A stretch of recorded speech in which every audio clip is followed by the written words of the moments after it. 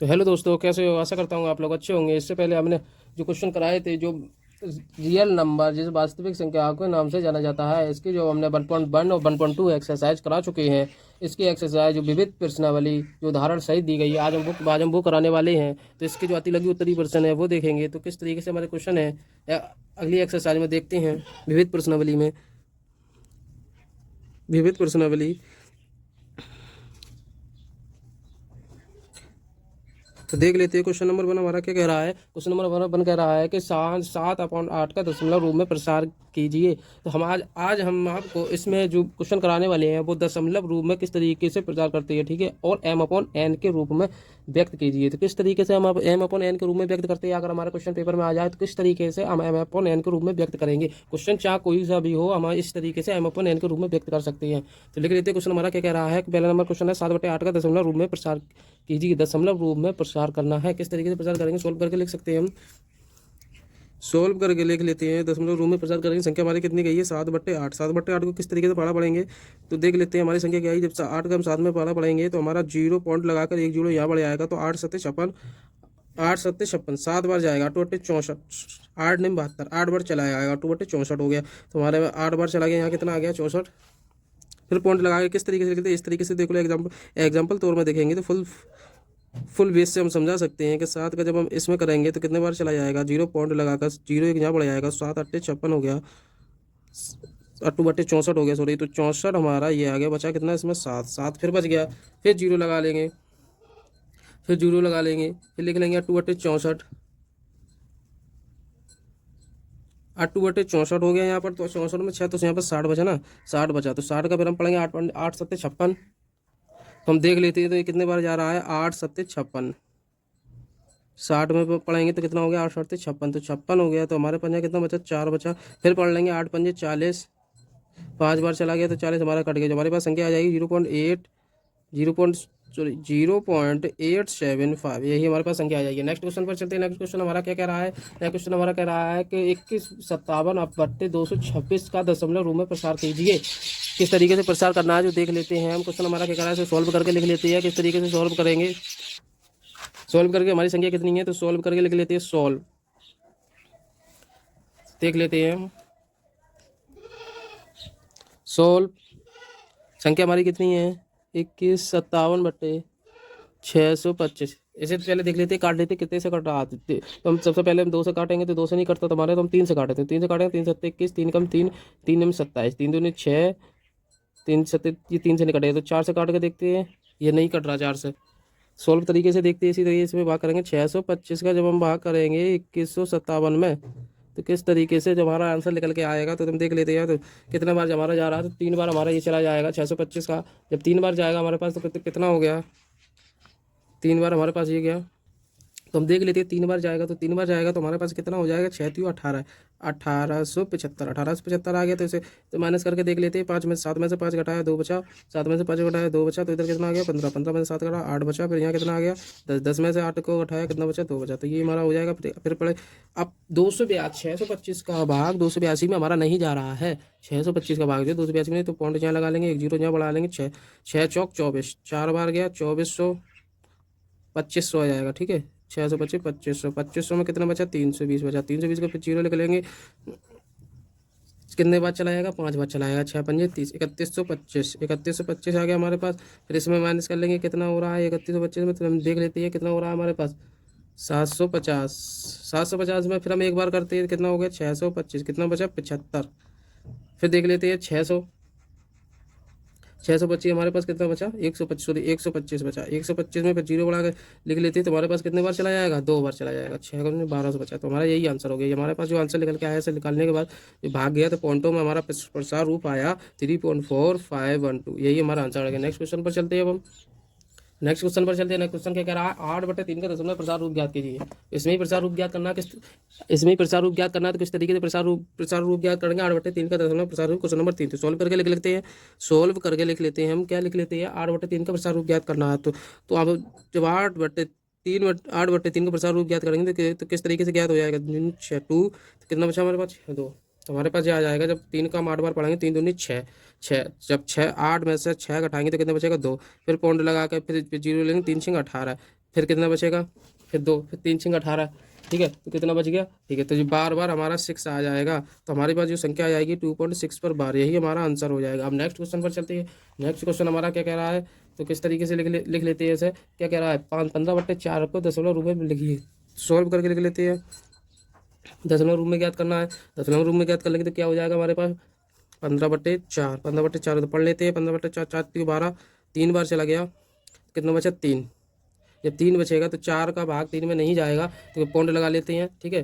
किस इसी तरीके से लिख लेंगे, देखो इस तरीके से आप गुणा करके भाग करके देखिए, सेम यही आएगा। 4 3 12 बचा 3, 3 का जब नहीं जाएगा तो पौंड लगा लेते हैं, फिर 0 लिखेंगे। 4 4 6 16, 4 5 50, 4 7 28, 7 बार चला गया ना, तो 28 हो गया, बचा कितना 2, फिर 0 लगे, 4 5 20, तो यही हमारा आंसर हो जाएगा, ठीक है। नेक्स्ट क्वेश्चन पर चलते हैं। नेक्स्ट क्वेश्चन हमारा 5 में क्या कह रहा है, -22/13 का दशमलव प्रसार रूप कीजिए। किस तरीके से प्रसार रूप करते हैं देख लेते हैं।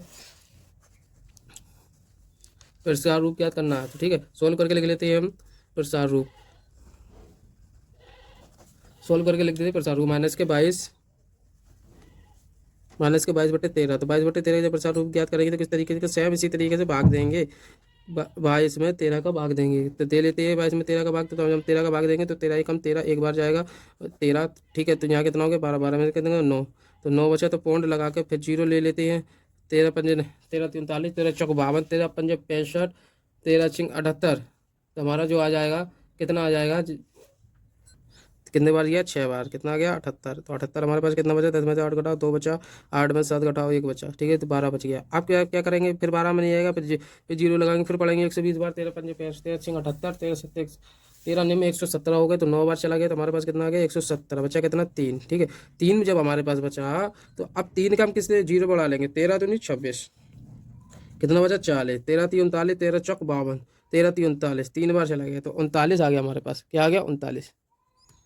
फिर 1 बचा, फिर 0 ले लिया, नहीं जाएगा, पॉइंट लगा लिया, फिर 0 ले लिया, ठीक है। फिर 0 ऐसी तरीके से 0 लेते हैं। जब 0 लगा ली, जब यहाँ आप पॉइंट नहीं लगाएंगे, अब 0 बढ़ा लेंगे, यहाँ पर भी एक 0 बढ़ा लिया, यहाँ पर भी एक 0 बढ़ा लिया, तो 0 बढ़ाने के बाद हमारे पास कितना हो जाएगा, तो देखते हैं। 13 छिंग 78, 13 7 91, 7 बार चला जाएगा, 13 7 91, बचा कितना 9। फिर 0, फिर सेम कंडीशन वही बन रही है जो पहले बनी हुई थी, सेम कंडीशन वही है, इस तरीके से फिर उसी जगह पे आ गया, तो इसी तरीके से बार लग जाएगा हमारे पास, यही हमारी संख्या हो जाएगी, ठीक है। अब नेक्स्ट क्वेश्चन पर चलते हैं। नेक्स्ट क्वेश्चन हमारा इसी तरीके से फिर दशमलव प्रसार रूप निकालते हैं भाग करके, ठीक है। अब नेक्स्ट क्वेश्चन पर चलते हैं। नेक्स्ट क्वेश्चन हमारा क्या कह रहा है, तो देख लेते हैं। 6वां क्वेश्चन है, 0.3 के m/n के रूप में व्यक्त करना। अब m/n के रूप में व्यक्त करना है, किस तरीके से हम क्वेश्चन को m/n के रूप में व्यक्त करते हैं, तो देख लेते हैं m/n के रूप में किस तरीके से हम व्यक्त करेंगे। तो क्वेश्चन नंबर हमारा 6 कह रहा है, तो इसे सॉल्व करके लिख लेते हैं। 0.3 को m/n के रूप में व्यक्त करते हैं। 0.3 को m/n के रूप में व्यक्त करते हैं। शॉर्ट ट्रिक है, बिल्कुल सिंपल सी ट्रिक है। जब हमारे पास संख्या के ऊपर बार लगा हुआ होता है तो हम तो बट्टे में 9 लिख लेते हैं। अगर बार नहीं लगा हुआ होता है, पॉइंट पे 0 पॉइंट पे संख्या दी गई है तो बार लगा के 0 लिखते हैं। अब हमारे पास बार लगा हुआ है तो संख्या हम किस तरीके से लिखेंगे, बट्टे में एक संख्या पर बार लगा तो 1 लिख देंगे, 3 यहाँ कर देंगे। जब 3 कम 3, 3 तरह 9, 1/3, यही आंसर है। या तो ये आंसर हो जाएगा, अगर वो काट के दे रहा तो ये आंसर हो जाएगा, ठीक है। अब नेक्स्ट क्वेश्चन पर चलते हैं। हमारा क्या कह रहा है, 0.1 के m/n के रूप में व्यक्त करना है। इसे भी m/n के रूप में व्यक्त करना है, तो इसे भी देख लेते हैं। इस तरीके से देखेंगे, इसे m/n के रूप में इसे भी व्यक्त करना है। इस तरीके से सॉल्व करके लिख लेते हैं।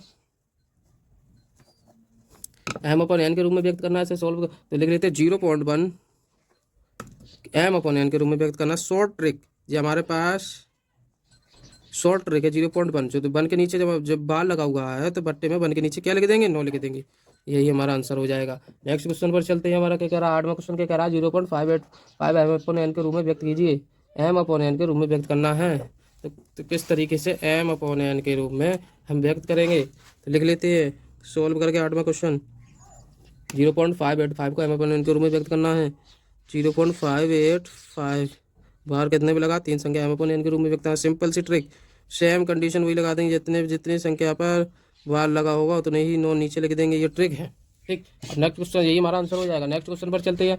अगर ये कट रहा है तो काट दो, वरना यही से आंसर है सेम, ठीक है। कट रहा है तो काटो, वैसे इतनी कोई जरूरत नहीं है। यहाँ तक अगर 9th क्लास में अगर पूछता है तो यही से पूछता है, यही आंसर हो जाएगा। नेक्स्ट क्वेश्चन पर चलते हैं। नेक्स्ट क्वेश्चन हमारा 9वां क्वेश्चन क्या कह रहा है, 23.4.3 प्रकार को m/n के रूप में व्यक्त कीजिए। m/n के रूप में व्यक्त करना है, तो किस तरीके से m/n के रूप में व्यक्त करेंगे, सोल्व करके लिख सकते हैं हम। सोल्व करके लिख लिया हमने, m/n के रूप में व्यक्त करना है। 23.4.3 प्रकार को m/n के रूप में व्यक्त करना है, तो कर लेते हैं। 23.4.3 को m/n के रूप में व्यक्त करना है। माना इस संख्या को मान लेते हैं x बराबर 23.43 पर बार, तो बार बार हमारी ये संख्या रिपीट हो रही है, इसे समीकरण फर्स्ट मान लेंगे। ठीक, समीकरण फर्स्ट मान। अब क्या करेंगे, समीकरण फर्स्ट में कितने गुणा करें, 100 का गुणा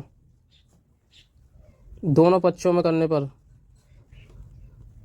दोनों पक्षों में जब 100 का गुणा करेंगे तो कर लेते कितना हो जाएगा, 100x बराबर 23.4.3। ये पॉइंट हमारा इस तरफ आ जाएगा, यहाँ से उड़ के इस तरफ आ जाएगा, तो ठीक है, तो कितना हो गया 4.3। ये हमारा पॉइंट नहीं रहा अब यहाँ से, क्योंकि 100 का गुणा करा तो ये हमारा पॉइंट नहीं रहा, तो हमारे पास पॉइंट यहाँ पर आ जाएगा। इसे समीकरण 2 मान लेंगे। जब समीकरण दो में से समीकरण जब 1 को घटाएंगे, घटाने पर जो हमारे पास संख्या बचेगी जो 99, जब x घटा देंगे कितना आएगा 99x बराबर, जब इसे घटा देंगे तो कितना आ जाएगा 2300, इसे घटाएंगे पॉइंट के नीचे पॉइंट वाली संख्या, इसमें से इसे घटाएंगे 2320।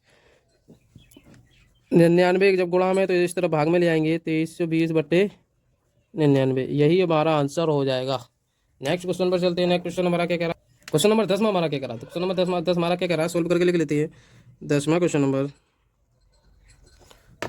क्या कह रहा है कि 0.32 को m/n के रूप में व्यक्त कीजिए। किस तरीके से व्यक्त करते हैं, 0.32 को m/n के रूप में व्यक्त करते हैं। तो हमारे पास जो 0.32 पर बार को m/n के रूप में किस तरीके से व्यक्त करेंगे, तो सॉल्व करके लिख लेते हैं। इसमें ट्रिक काम नहीं करेगी, माना लेकर ही करेंगे। माना x बराबर 0.3222 पर बार, ये क्या होगा, समीकरण हमारा फर्स्ट हो गया। ठीक है, इसमें गुणा कर देंगे, कितने का करेंगे, 10 का गुणा करने पर, 1 पे 12 तो इसलिए 10 का गुणा करेंगे। 10 का गुणा दोनों पक्षों में, जब 10 का गुणा दोनों पक्षों में करेंगे तो 10x बराबर, जो पॉइंट है यहाँ आ जाएगा 3.222। समीकरण दूसरा, समीकरण दोनों समीकरण 1 को घटाने पर 9x बराबर 3, पॉइंट के नीचे पॉइंट 3, तो हमारे पास संख्या आ जाएगी जो कितनी आ जाएगी, इसमें 100 का गुणा करेंगे। ठीक है, क्योंकि दो संख्या बाद बार रहा है तो इसमें दो संख्या 100, जब 100 का गुणा करेंगे तो हमारे पास जो संख्या आ जाएगी कितनी हो जाएगी, यहाँ पे कितना हो जाएगा 99x। ठीक है, 99x, जब एक x को घटाएंगे 99x, जब पॉइंट यहाँ पर है तो हमारा पॉइंट कहाँ लग जाएगा, दो संख्या बाद, तो हमारा कितना हो गया, जब जी वाला पॉइंट हट के हमारा कहाँ गया, यहाँ आ गया। दोबारा से लिख लेते हैं, 100x बराबर 32.222, पॉइंट हमारा दो संख्या बाद लग जाएगा। ठीक है, दो संख्या बाद समीकरण दो में से समीकरण फर्स्ट को घटाने पर, तो फर्स्ट को घटा देंगे, कितना हो जाएगा 99x बराबर, पॉइंट के नीचे तो कितना हो जाएगा 32, पॉइंट जब हमारा इधर आ जाएगा तो कितना हो जाएगा, जब 32 में से जब पॉइंट 3 को घटाएंगे तो कितना हो जाएगा हमारे पास 29।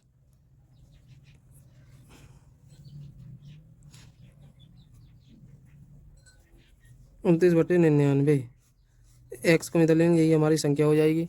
ठीक है, तो आशा करता हूँ मेरे द्वारा समझाया गया आपको समझ में आया होगा। इससे आगे हम कल करेंगे। प्लीज़ चैनल को लाइक और सब्सक्राइब कर दें ताकि आने वाली वीडियो आप तक पहुँच जाए। Thank you.